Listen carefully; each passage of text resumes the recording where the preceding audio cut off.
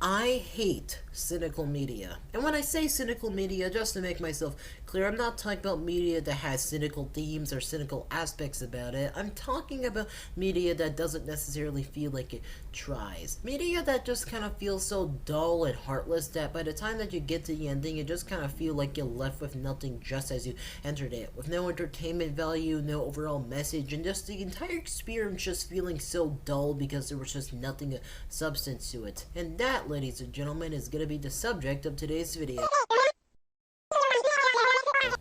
Oh, do I have a specific example for what I'm about to talk about? Well, there is one show which I watched a few months back, one which ended up being a big collab and ended up becoming pretty popular on the channel. That show being by the name of Santa Inc. So of course, let us rewind time a little bit. So when I made my original video on Santa Inc., one of my main criticisms for the show is that, well, the show just honestly felt way too cynical and mean-spirited for its own good. Like, no, seriously, how are you gonna make a show surrounded by Christmas as the main theme, but then make one of the most crude shows out there without any sense of nuance ever? And I'll repeat what I said in that video and say, I don't got a problem with something like Christmas having cynical themes or certain aspects around it which are just darker and more mature. But the big problem with Santa Inc. is that its idea of mature is on the same level of a teenager that uses fuck in every sentence that they make or in every other sentence that they make. The show had no nuance and everything about it just felt so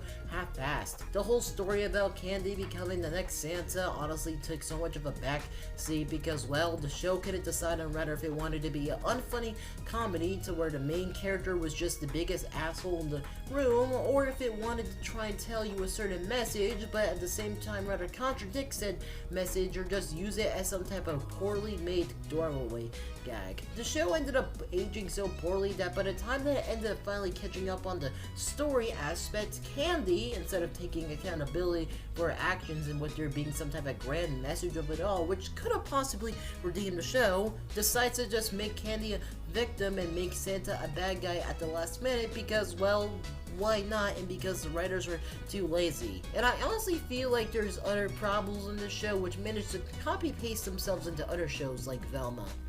Rather if it be the inconsistent story, the unlikable characters, or the worst offender of it all being the fucking meta jokes. And all honestly, Velma feels like it was meant to be within its own show within its entirety until it had the Scooby-Doo IP grafted onto it for the last minute just because. And in all honesty, with how the whole mystery aspect takes a bit of a backseat throughout the show, or at least in certain episodes, along with how the comedy is just outright terrible, in all honesty, you probably couldn't convince the random person on the street that this was supposed to be something related to Scooby-Doo unless you outright told them that, yeah, this was supposed to be some type of weird Scooby-Doo retelling. But of course, let me move on into the characters. Now, when it comes to the characters in the show, I cannot buy any of these people being friends, let alone starting up the mystery gang. Because with how everyone is just written in such a pretentious way, especially with Velma just basically being the biggest bitch in the room, I could just never buy any of these people being friends, let alone being in relationships. Like, no, seriously, but the way about how they tried to do something like shoehorning Daphne and Velma having a thing for each other, despite them being at each other's throats for like a good majority of the show, or at least in the beginning. And no, honestly, it really doesn't make all that much sense to me. And if I were going to go on a bit of a tangent here, I just fail to see the appeal for this type of writing. Like, I don't get the point on making the main character the biggest asshole in the room and then expecting everyone to just suddenly like it, because here's the thing. When it comes to other shows that actually do that, the thing about them is that they have this little thing called charisma. And a lot of the time, whenever a main character is an asshole towards someone, it's funny in a certain type of way. But when it comes to Velma, it just feels like it's trying way too hard with its really bad idea of maturity. But how about we move on from the shitty writing with the characters and move on into the Rick and Morty humor. I feel like Rick and Morty has unintentionally done horrible things when it comes to meta humor. Cause see, well, at a certain point I feel like meta humor had its place where, yeah, it's kind of funny to make some fourth wall breaks or just poke a bit of fun at the general plot.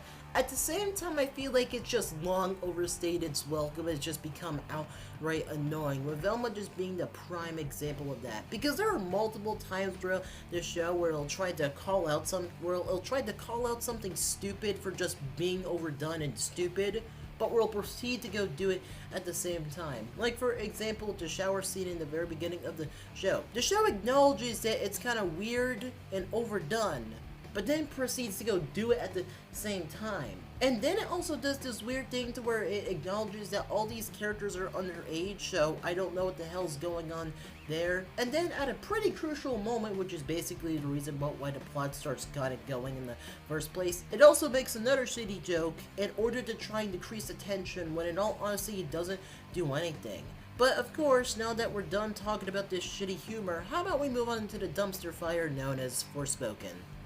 Forspoken is like the embodiment of mid, because it's the most generic looking game out there, which has that scam of a price tag to it, attached with probably one of the worst stories that was there, along with one of the worst main characters that you could ask for. So of course, let us continue. Now, Forspoken suffers from the problem of making the main character the most unlikable person in the room, in which I just have to say, if you have to do that in order to try and tell a story, just don't do it at all, because obviously you don't know what you're doing. And then of course there's also those weird people that are just like, oh, but guys, the game gets better towards the ending, in which I just have to say, yeah, if you have to play catch up towards the ending of the game, yeah, you don't know how to write an actual story. Like, seriously, explain to me, why should the story matter if 90% of it is garbage, only for the last 10% of it to be good? At that point, anyone with any common decency or with self-respect isn't gonna stick around for the latter half, because at that point, it's just redundant. A proper hero's journey has proper build-up to where the redemption finally reaches there. It feels earned as opposed to just being shoehorned in, and I feel like that's the reason about why Forspoken is so garbage. But of course, let us conclude the video. So at the end of the day, as I mentioned before, while I don't mind TV shows or media in general that has cynical aspects to it or they're just outright crude, at the same time I feel like if you're going to do something like that, at least put in the effort and don't make some passionless half-assed garbage like this, because at the end of the day, when you don't even try, you end up with TV shows or media in general that will be remembered for the fact that they were so garbage. Santa Inc. got delisted. Velma after season 2 probably is gonna get forgotten outside of the fact that it used rage bait to become one of the most premiered shows on HBO Max. And Forspoken, well, that game ended up performing so terribly that the company is getting absorbed by a whole other one, and yeah, it's pretty bad. But that's all I really had to say at the end of the day. I hope you guys all enjoyed the video. Sorry for the fact that I had a very long delay between uploads, and yeah, hope to see y'all in another video coming soon. Enjoy the outro and later, folks.